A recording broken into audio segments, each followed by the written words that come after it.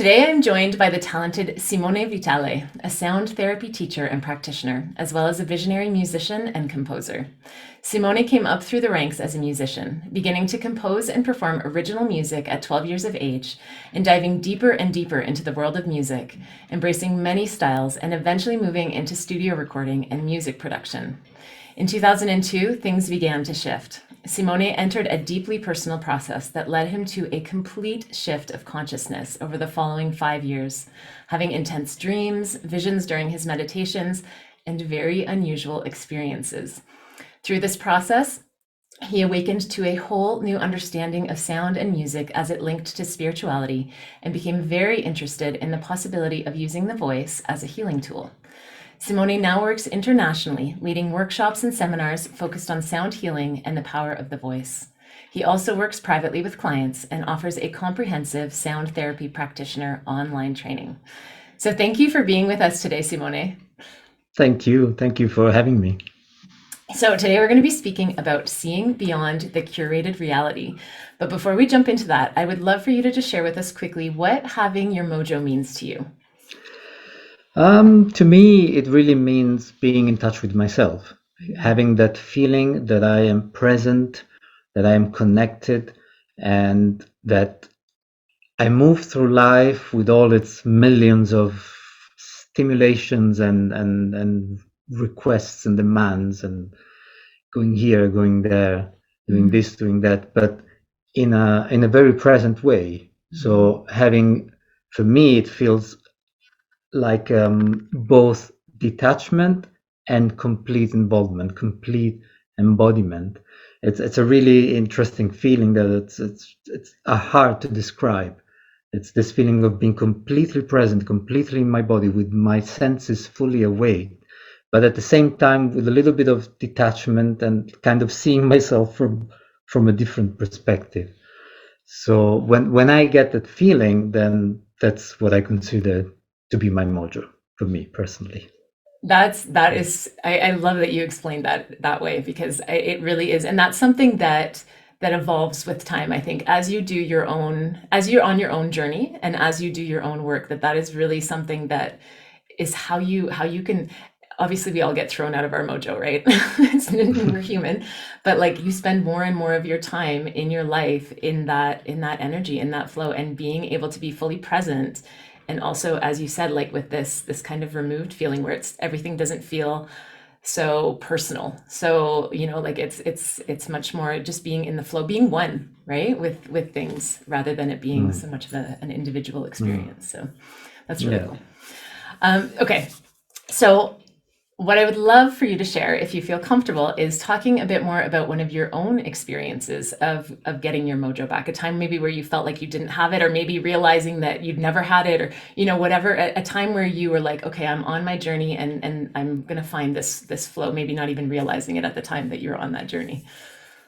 Yeah, definitely. I didn't realize where the journey would take me, but when reading my bio, you mentioned this time around 2002 when things started changing for me, and that's a perfect example of this, because I was pretty much set on the path of professional musicianship and being immersed in the music industry, also producing but also recording music for others.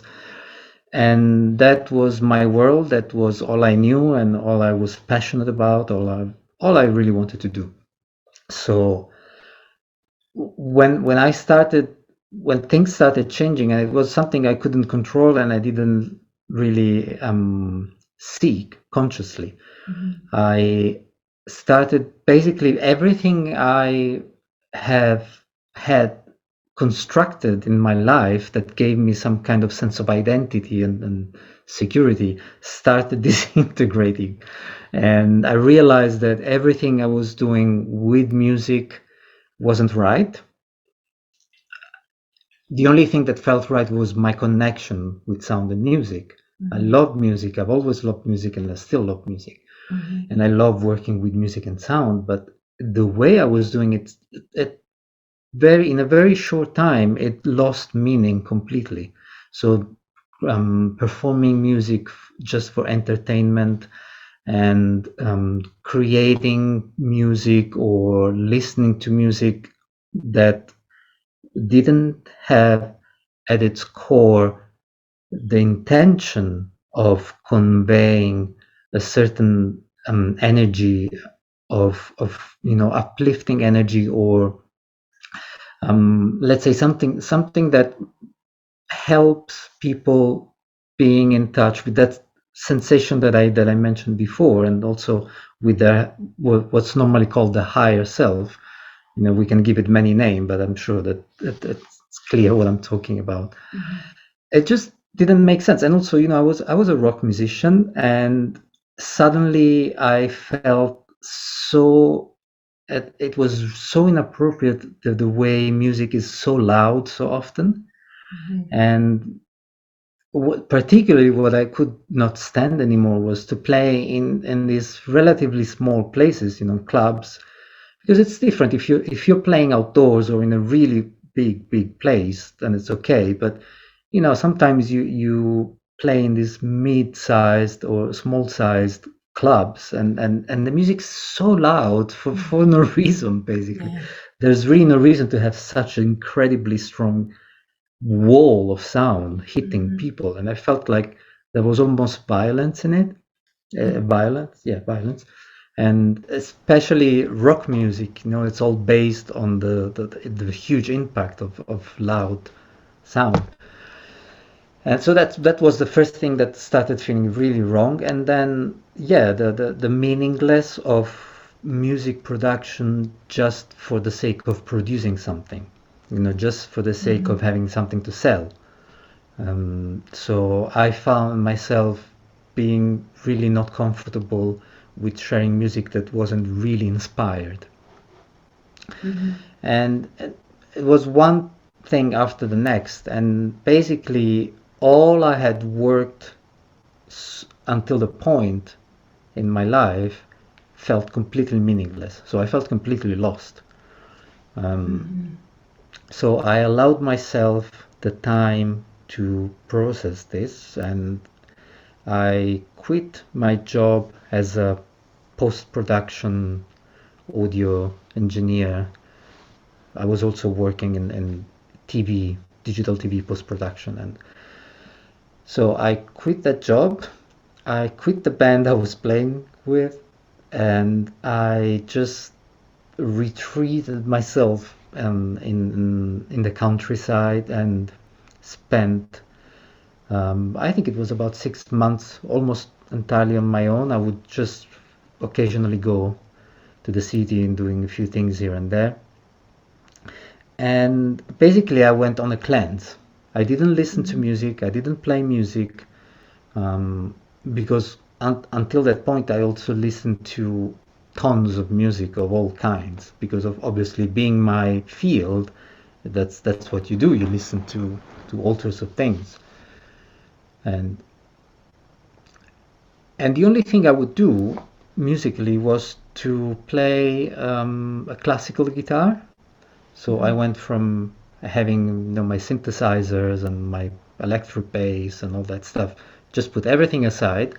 If I really felt like doing something, I would pick up my classical guitar and just play some gentle sound. And that was like like I said, that was a cleanse. And at the same time, I started painting, because when I was a child, I had a strong passion for drawing. I was always drawing. And then when music came later, when I was a teenager, then it kind of took over my whole being, and it became such a strong passion. And suddenly there was so much space, and such a strong desire to go back to this medium of just drawing and drawing and drawing. And then very quickly I felt the need of, because until that point I always drew only with pencil, so black and white. There was a strong need to start using colors, so I bought myself a full set of colored pencils, and just something that took over very quickly. So I felt this real need of always using color every day. And drawing geometrical shapes and filling them up with colors, and then the whole thing progressed, and I started painting actually, which something I had never done before. So completely with no experience, I started painting, but it was very powerful. It was like the way I see it now, retrospectively, basically. Everything that was happening inside myself, such a huge process of reconstruction of my being, I would put it into the canvas, and by working hours and hours on these paintings, I would basically be reflecting it back to myself. It was like an alchemical process, and it was really powerful. And yeah, so that was a very long process. It took a few years, but that's, I would say that that's probably the strongest example of how I got my mojo back. Yeah. Because since then, I felt like with all the treasure of the experience I had gathered through the years in creating music and in producing music, all that was still there. But I managed to get back in touch with something that predated that. It was Mhm. something much more, much older, and I just felt like, yeah, I mean that's what I'm meant to do, music and sound, not for entertainment, for healing. Yeah. And that felt so right. That felt so much in alignment, so much who I really am. That's how I felt. Yeah. That is a beautiful story on so many levels. One thing I would love to just touch on that you mentioned closer to the beginning was that as you were going through this, you had all of these beliefs and all of these ideas and all of these things that you had created your identity around, right? And they all fell apart. And I think that is a huge component for so many people that go through this. And it can be the most terrifying time because it's things that you wouldn't even questioned. Like it wasn't even on your radar. It was just how you did life. It was just how you functioned. It was the things that you believed in that they were like a given.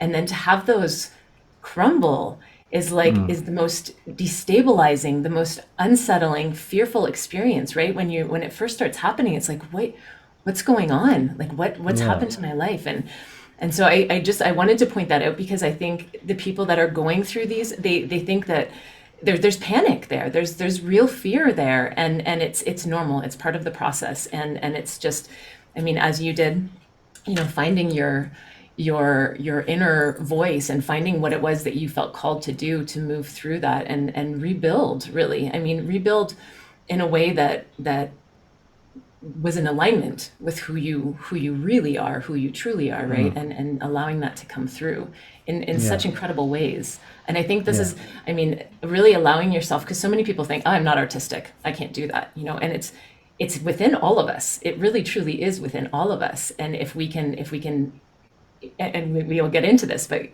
start removing that noise and be able to really tap into who we are, then that creativity, that artistic side will come out and will present itself in who knows how many different ways, right? Even you, right? Where sound was your life, and when you were able to kind of find that inner peace, that it was actually the painting and the drawing that came out and really helped you move through that process. Yeah. Yeah, that was an extraordinary example of art therapy, Mm-hmm. because even though I would still like to paint, but because I've been traveling and moving around so much, I don't really have the place where I could do that, and I'm missing it a little bit. But I realized that the importance it had in those years was a therapeutic effect. Mm-hmm.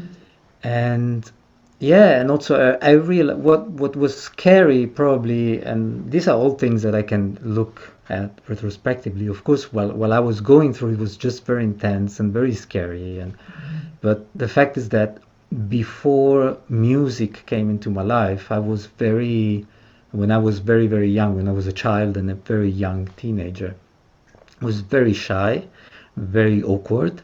I was an oddling, basically, like a real odd person. And when music came, I suddenly had a way. not only to express myself and to create a connection to others, but actually to be popular. Hmm. So that gave me a real strong identity. And but at some point it started feeling really, really constricting because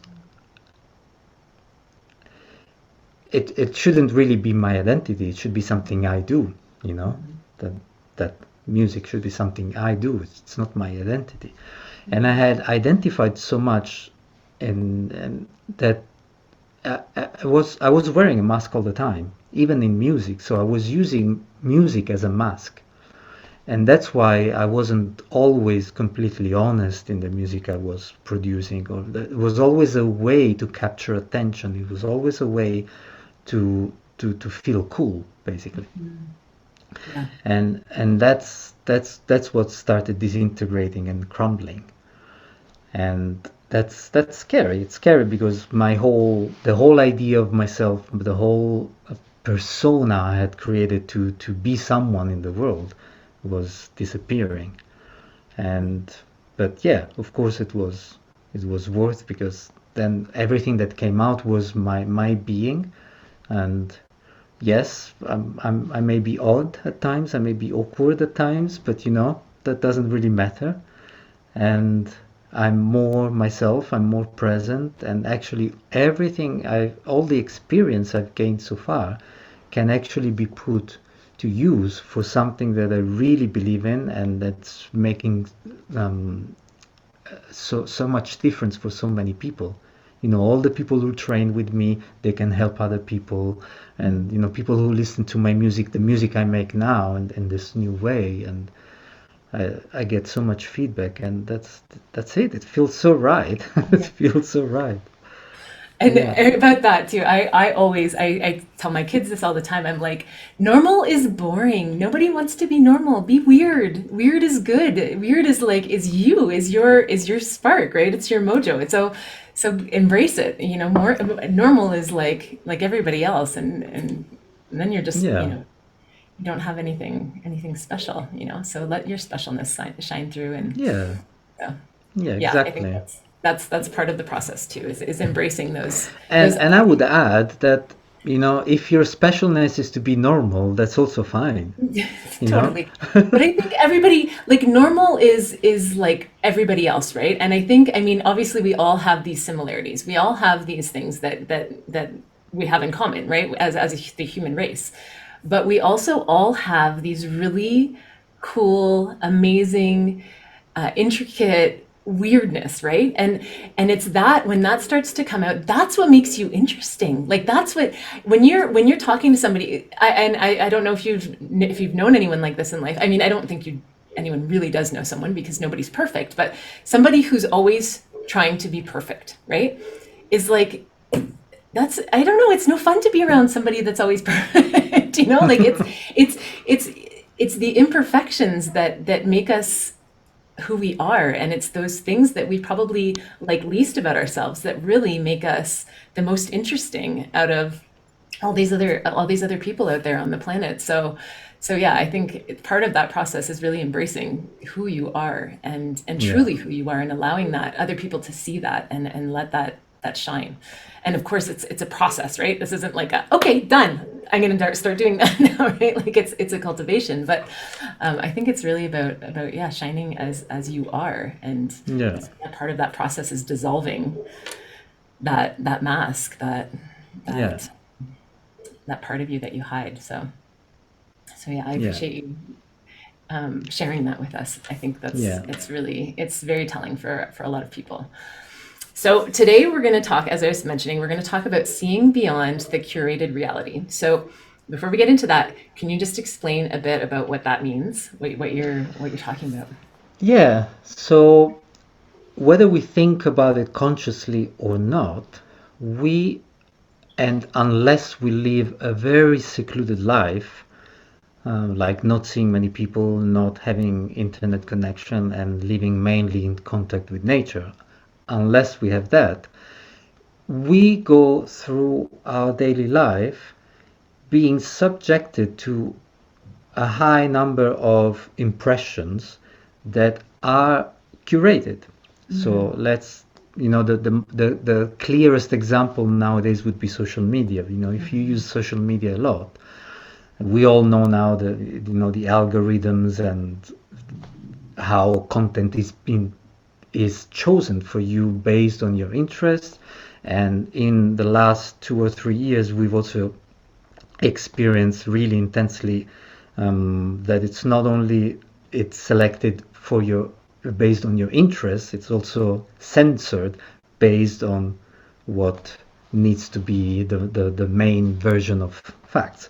Of course, that's always happened, but in the last couple of years, we've experienced that in a much stronger way. So it's been a real eye opener for a lot of people. So we most people use social media. I use social media. I've got my Facebook, my Instagram, and all that stuff. And so that's a lot of people spend a lot of time on these social medias. So that's a way of being exposed to a curated reality. Another way is the news. And before the social media, there was TV and the news and newspapers and the radio before that. And so we have been living in a curated reality for a long time, and basically there are these media through which a certain view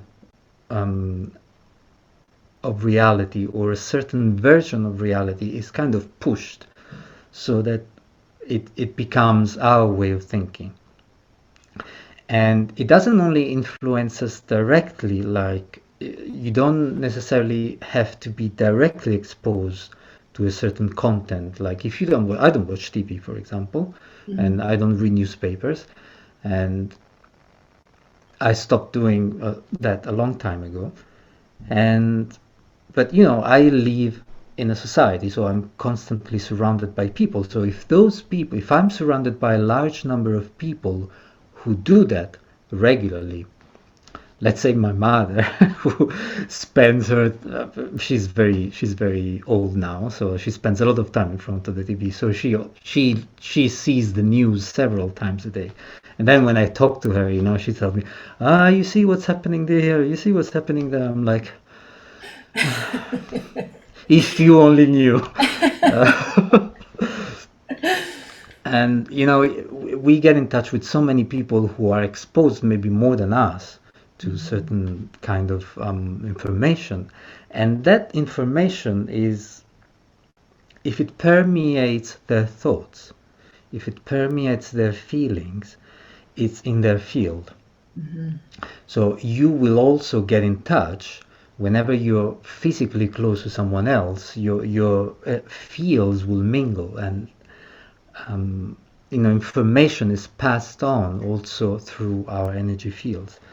So, and there is a tendency to push more and more and more towards having basically our reality completely controlled and completely curated. Now there's this idea that there has to be internet coverage on the whole planet, with all these new satellites that they're setting up and all that stuff. And so we do live in a curated reality. So there's a strong component of information that has been arranged in a certain way so that we think in a certain way. So that's what I mean with curated reality. And so how do we start to move beyond that? How do we see beyond it? How do we start finding our own truth and doing that?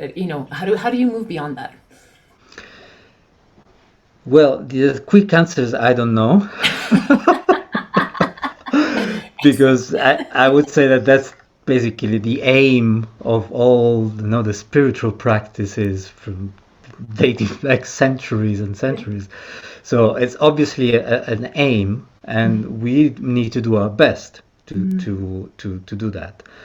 My personal way, that what really helps me to achieve that state that I talked at the beginning, my mojo, is that it's music and sound. So through music and sound, I am able to find my peace and my center.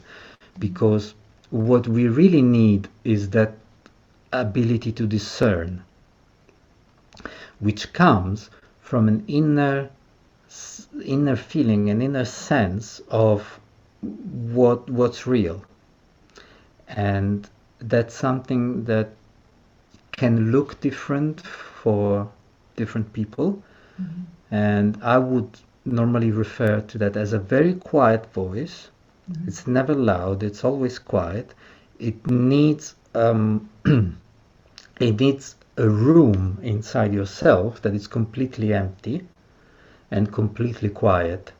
And at the center of this room, there's this quiet voice. So if you manage to walk inside that room, and that room is completely quiet, then you hear this quiet voice very well. That's how I imagine it. That's my mental image, my picture for it.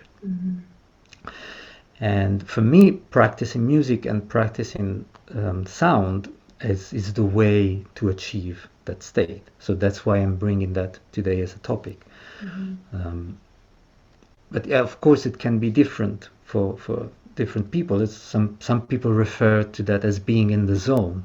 So for some people is, when they do physical exercise. For some people is dancing. For some people is playing with their children or with their pets, or anything, or sitting by a tree or going for a walk in the forest. Anything that helps you to connect with yourself, and that gives you that unique feeling of the reality is here now. I'm here now, completely present, and this is the reality. Yeah. And everything else is just noise. It's a lot of noise, and that's and in music. One of the general definitions of noise is unwanted sound. So, for example, when you are recording, I have been in recording studios my whole life almost, and one of the main things you want when you're recording is to make sure that the signal you want to record, let's say you're recording someone's voice, so they're going to be speaking or singing through a microphone, and you're on the other side with your mixer and doing the recording. So you want the sound of the voice to be much, much, much, much louder than the noise of the microphone, the cable, the electrical noise. So there's always a certain amount of noise in every recording. The point is to keep that noise very low, that you basically don't hear it, because you hear the sound more. The more noise you have, the lower the quality of the recording. So you're always having this ratio between sound and noise, signal. We call it signal and noise, signal and noise. And it's a really cool analogy, because if you think of that little voice, that quiet voice, which is basically your connection with a higher dimension as the signal, you want more of that, and you want less of the noise that comes from all the directions around you. And you mentioned something too, like where you're talking to your mom. So we can shut off our news. We can remove ourselves from social media. We can stop watching the news every night. We can do all of these things, but we can also be still surrounded by our community, by the people around us that are being influenced in this way. And so it's very important that again, that we do this work, that even if we are not actively seeking out this influence, that we're still actively seeking out that inner voice, that signal, as you're saying, right? That we are making that conscious connection and doing that work, however it is that we tap into it, however, and it's, there's some play there as well, right? Is figuring out what ways you tap into it most easily. And it's going to be different for everybody. Everyone's going to have their own way, their own things that allow them to do that deep inner reflection, that deep inner connection with that knowingness. It's basically achieving what's normally called a meditative state, a state of enhanced awareness and for me, it's both more in the world and a little bit out of the world. It's what I was trying to explain before. It's this thing of it's almost like you receive through your senses, and you try and go to the root of what you're receiving, not your interpretation, not your mental habits around those signals. You try to go to the signal itself and bypass your preconception, your memories, your habits. Try to be in touch with the signal itself that comes through your senses, as well as the signal that comes from a place that's different than the body. It's somewhere else. And it comes, we call it within, but it's probably not inside the body. I don't know where it is. I mean, the mind is outside the body, really. It's not in the body. It's the whole field. Mm-hmm. And that's the kind of, it's like tracing, like a dog sniffing and finding the track and try to follow it. It's try to hold on to that feeling and follow it and see where it leads you, in terms of awareness of your presence in the world. And especially at this time, there's so much confusion, and our attention is pulled in all directions, and everyone at the moment is battling for our attention. I'll tell you what's really happening, that's the thing. Now this has been like this for 2 years. I'll tell you what's really happening. And it's confusing. It's confusing, and the sense of what's really true, which piece of information is true, can only come from your inner discernment. Because everyone's going to sell that as true. So you need to be able to discern, it's like being tricked in the market, someone trying to sell you something, and then, and you need a little bit of experience. We all need life experience. We all make mistakes, and we have to go through sometimes the same mistakes over and over. I watch myself doing every day, so but eventually you start seeing patterns, you start recognizing mechanisms, and you start feeling, okay, I think I'm getting the sense that, this is not good, or this is not for me, or I have to move somewhere else. So how do we become more discerning? Do you have certain practices? Do you have certain tools? I'm assuming sound somewhere works into this for you. How do you? So something that everyone can do, and it's very easy, is to use your voice.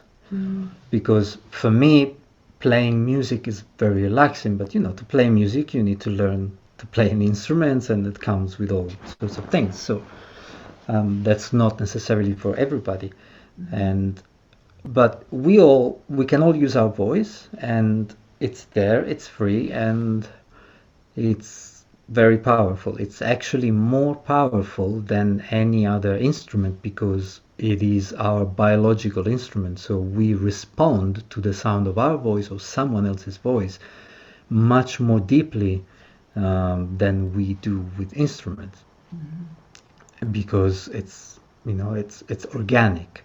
And also we have special connections with sound, and especially the sound of a voice, because we start hearing sounds when we are still in the womb, and we hear all these bodily sounds, and then we get used to the sounds of our mother's voice. And so the voice has a strong impact on the development of our brain, of our nervous system, and in many ways through the acoustic nerve stimulates the brain, but also in the way it influences our whole biochemistry. So using your voice is probably the best thing you can do for yourself. And getting, a lot of people are shy around their voice. Yes. So that's really, that's one more reason to really explore your voice. Because for one reason or another, so many people are inhibited. Mhm. Maybe they've been told, they maybe like to sing, but they've been told they don't sing very well, and then they believe that, and blah blah blah blah. You know what I'm talking about, and and that kind of hinders the this feeling of just feeling free to explore your Mhm. voice. And for some people, even practicing Om during their daily meditation, as if they think that someone in the next room is going to hear them, they're not going to allow themselves to just do it freely. So one advice that I can only really invite people to do is just do it and be comfortable with your voice, explore your voice so that you can appreciate it. And it really doesn't take much. You don't have to be singing, you don't have to be doing anything extraordinary. Just listen to the simple sound of your voice. So you can make long sounds, you can play around with vowels. I can show you a couple of things now. Um, just to get in touch with the feeling, also the physical vibration of the voice. Mhm. Because when we mainly use the voice for speaking, Mhm. but in fact, the voice has such a strong, because speaking involves language, and language is very abstract, is Mhm. very mental, is very it's a cognitive process. And in fact, spoken language is one of the main activators of the neocortex in the brain. So the neocortex is it's what we have different from other mammals. It's the part of the brain that we have as Homo sapiens, Mhm. as where all our higher cognitive abilities are located. So whenever, because we speak so much, we just speak so much. It's the main use we make of our voice. We're constantly activating this cognitive parts of our brain. When we start using the voice in a way that it's not speaking a language, we start sinking deeper, we start deactivating that, and we connect with a much more primal part of ourselves. In fact, our body speaks through primal sounds. So we use sound healing in a way on ourselves every day without even noticing it. And we do these kind of practices without even noticing it. All those sounds that we make daily that are not words and spoken language, that's the language of the body. So laughter, but also sounds like Mhm. hmm, hmm. Now, all this, that's the language of the body. It's not a language made of words, because the word is abstract, because it's a symbol for something, but it's not that something. Mhm. Otherwise, there wouldn't be so many different words for, let's say, glass. Glass is the English word, but every language has the name for glass in another language. So all those words have nothing to do with this. That's just a convention. Mhm. We decide to call this glass in English and whatever else in another language. But the word itself is completely disconnected from the object. It's just a symbol. Mhm. But these primal sounds, they are not symbols, they're real. Mhm. So, when if a dog growls at you, there's no doubt about the meaning of that. Yeah. Or if you growl at someone, there's, that if you shout at someone, there's Mhm. there's very little space for interpretation. The message is normally very, very clear. And So you can, I that, mean, you can even see that in somebody, like, again, taking aside the language. Like, if you hear somebody speaking in a different language, you can tell, right, what they're expressing without understanding. If they're yelling, or if they're speaking very, lovingly, or if you can tell what the meaning is if they're expressing that emotion through their yeah, words, through that yeah, that sound. yeah. And that's not in the words, it's in the Yeah. sound, in the body language, and how the sound is produced, Mhm. basically. Mhm. So I would invite, everyone to focus on those sounds that are primal. Um, One really fun practice is to try and notice every time during the day when you make one of those sounds. It's really interesting. If you start noticing, you realize that you make them all the time, but you don't pay attention because it's not cognitive. And there's so many of them, and it's also becomes interesting to listen to other people when they make those sounds and to observe. And that gives you a feeling of how much the body has its own language.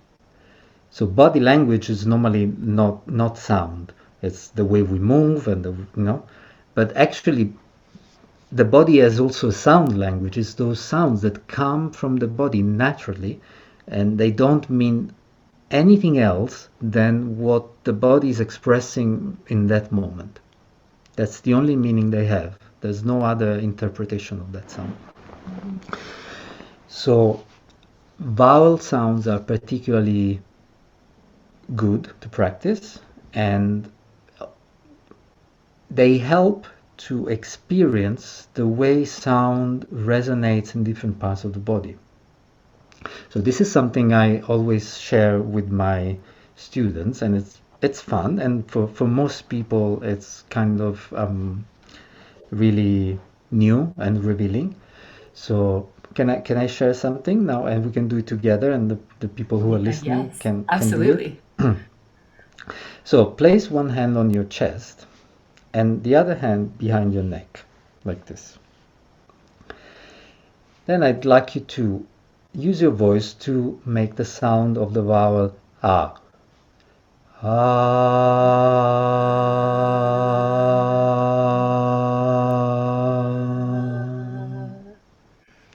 And you probably hear the vibration in your chest, and you also hear it here. So every sound you make is going to resonate in this area here because it's created here and it's amplified through the bones, and that's the main area. So any sound you make, you're going to feel it particularly here, here, and here. But the sound ah tends to resonate more in this part of the body. If we now change and do the sound E, which tends to resonate like the vowel I, E, it tends to resonate more in the upper part of the body.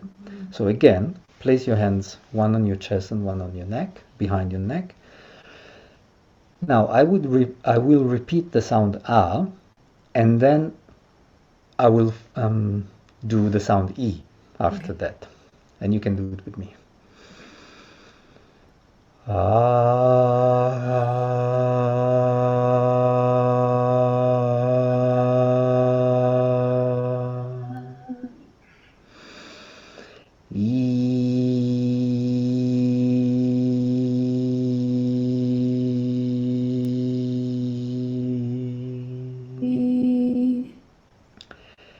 Did you feel any difference in the way where Yeah, it it was resonates? So definitely the you E. probably felt it more in your hand behind your neck. Now let's switch. In one sound, we move from A to E. I, and you will feel the sound really bouncing back and forth. Let's try it. Okay.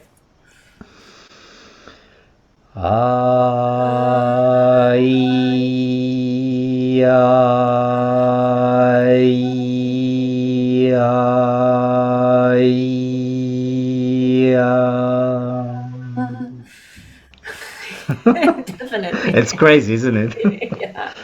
You feel the sound going back and forth, back and forth. Yeah. So that gives you, and what helps also is to shape the vowels really well with your mouth. So you do I.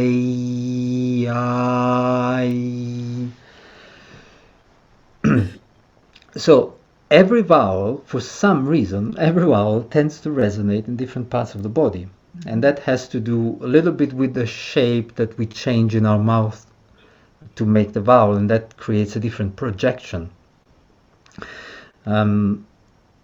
If you combine different vowels, now it was only R and E, but you can combine more. and you spend some time doing that, you will start feeling that the sound moves all around your body, and basically you're able to massage your body with your voice from the inside. You can reach your abdomen, your organs, you can go in your head, you can massage your brain. It's really, really incredible. So for example, like an example could be mixing various sounds like this.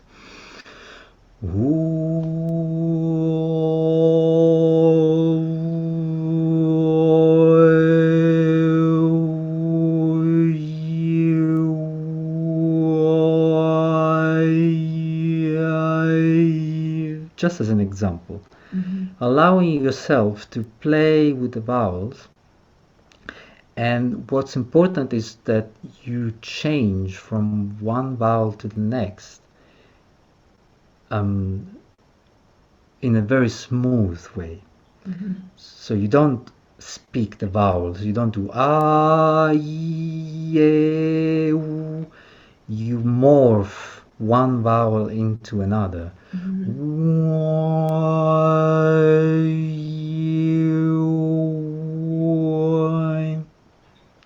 And as you do that, if you allow yourself time and you really get into it and you really listen very deeply,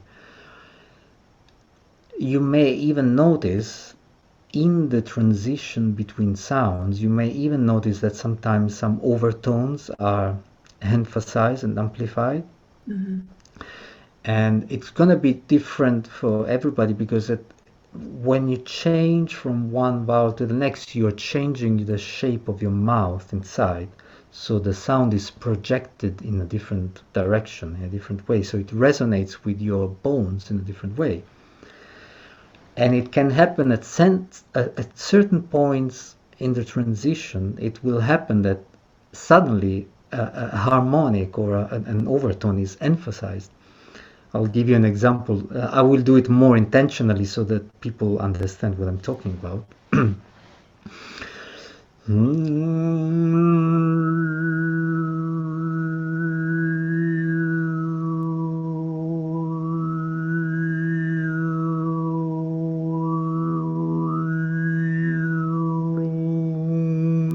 Now I am emphasizing it on purpose, but if you just do the normal vowels, can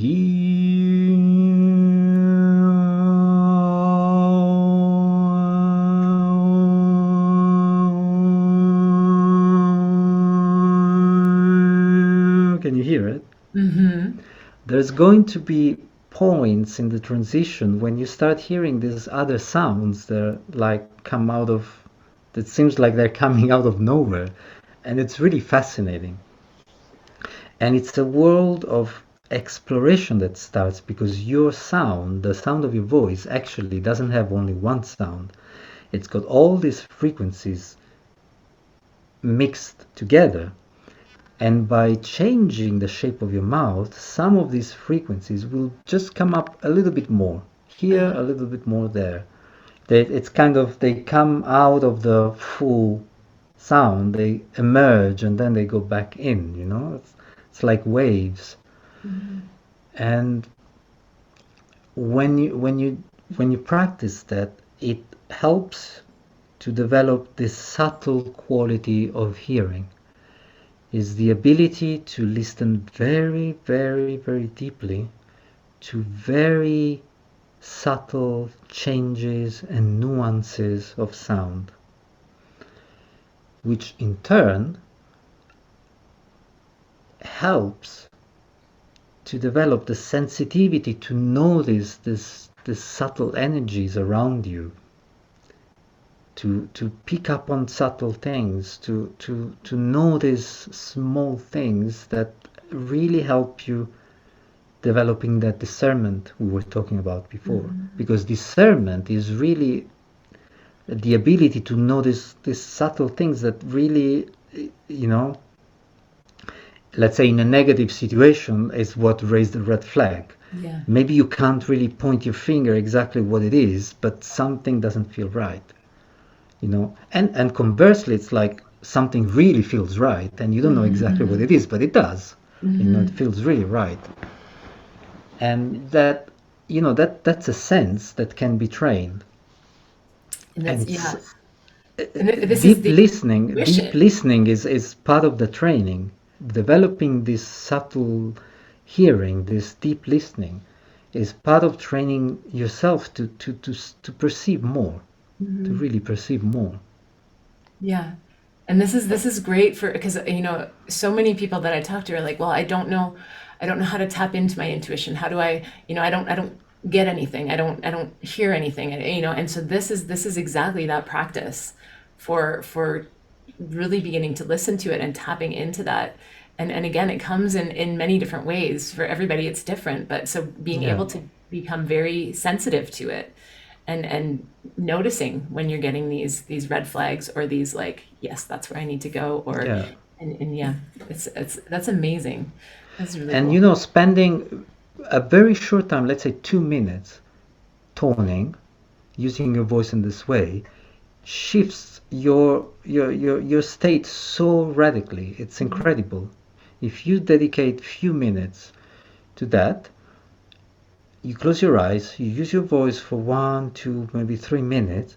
The moment you open your eyes, it's like the light is different, the colors are different. There's something different because your whole energetic state has shifted. So your perception becomes much more clear. Yeah. Um, Can you talk a toning, bit more about that? Can you like just a bit more about how sound affects us? Like why does it affect us so deeply? yeah. So this is not only with the sound of our voice, but we're talking about the voice now. For example, this practice of toning regulates your breathing in a relaxing way. So because when you tone or sing, you have to regulate your breathing. You tend to inhale very quickly and exhale very slowly because you want the sound to last as long as possible. So eventually you learn how to dose the amount of breath that goes out so that the sound becomes longer. But then when you inhale, you tend to inhale more quickly because then you can start toning again. And this pattern of inhaling, having the exhalation longer than the inhalation, helps the nervous system to shift to the parasympathetic response. So you automatically start relaxing. You go into it promotes nourishing mode, so nourish and repair versus fight or flight, which is the sympathetic activation. So that in itself, working with your breath like that is very soothing, very calming. And being in that state in itself helps being more receptive to both external and internal stimuli and processes. Then sound has an effect on various processes in the body, but this is more like going in the direction of using sound for therapy, so it involves instruments that you can apply on the body. But you have effects like improving circulation of bodily fluids, and you can have an effect of entrainment on the brain, but that requires a certain specific sounds. But really what you can achieve with your voice, which much more simple, but it's also much deeper because you are using your own voice, which is your own instrument on yourself. That's the most powerful thing.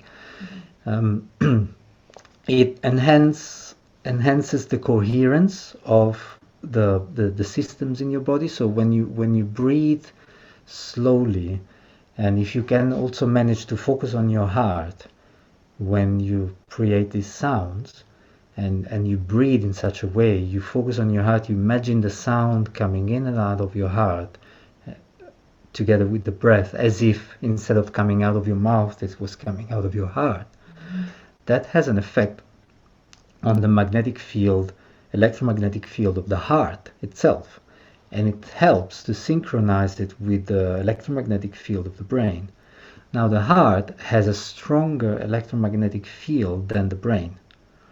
It's the strongest electromagnetic field that we have in the body comes from the heart itself, the physical heart.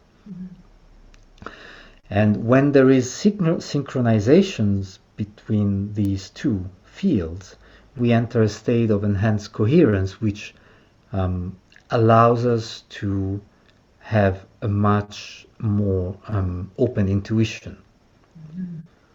And so that's one way that it affects us. So a really good practice is to breathe, focusing on your heart, and to make sounds, focusing on your heart. I always say you can imagine that you're like a guitar and you have a hole here, and the sound is coming out from here.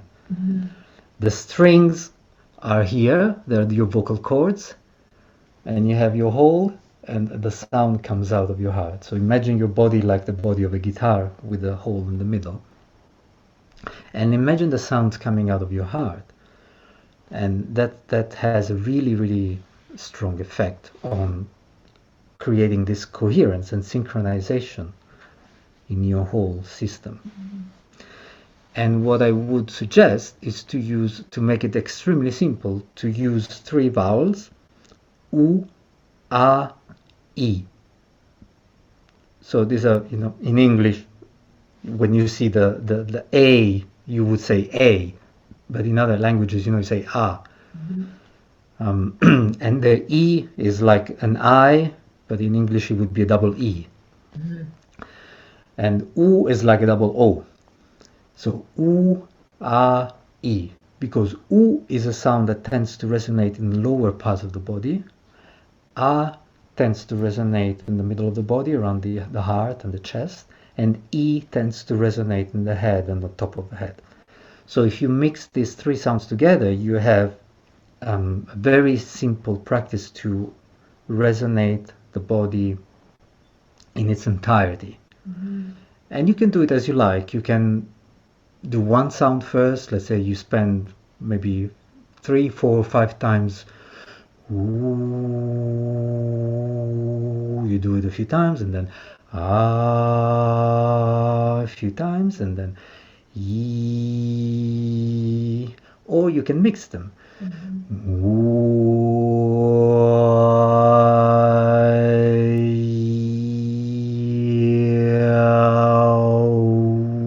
And in fact, if you do it like this, you almost feel the vibration going up and down your body. It's really, it's like a very gentle, energetic massage. It's really beautiful. I love that too, the just feeling into it and letting them flow, because I think that really will help people to open up, as you're saying, right, to what you're feeling, and to being like, ooh, actually that feels really good right there. Like, oh, okay, now, okay, now if I move it up here, oh, wow, that feels, and so like you really start to get in touch with what you're experiencing in your body, and allowing that intuition, that guidance of like, this is where you need to put that vibration, this is where it feels best, that you really start to open up to that feedback from your body, from your being, from, however you want to look at it. But Yeah. So I would really recommend challenge yourself to do that for 1 minute, and you will do it for 5 because it feels so good. You will end up doing it for 5 minutes at least. And if you do it for 5 minutes, you will surprised how different you feel when you open your eyes again and you land in your space again, and it feels so different. It's so tangible. The shift is so tangible. It's incredible. that's amazing. And Yeah. so on top of this really amazing practice that you've just taught us, you also have a gift for our viewers, is a recording of metal singing bowls. And this is something Yes. that you've recorded yourself? Yes. Okay. Yes. And so what can they So expect when they're listening to that? How does that affect them? I know we kind of talked about how sound affects them, but now that's something that if they listen to that with headphones, it can help. It can have the additional effect I mentioned before of brainwave entrainment. It's got this very, very low pulsing sounds in the sounds, because that, the singing bowls, they, when you play them, you hear all sorts of pulses and beats. And listening to that, especially through headphones, not too loud, of course, really helps the brain, um, like shift and have the pattern of the electromagnetic waves of the brain to shift and slow down, and it can be very relaxing. If you have a good sound system, you can also listen to it through speakers. Then you can really appreciate also the depth of the sound, and how it influences your whole body, because sound is very physical. Even though it's intangible, it's actually very physical just because of how it works mechanically. So sound waves are waves that propagate through the space, through the air.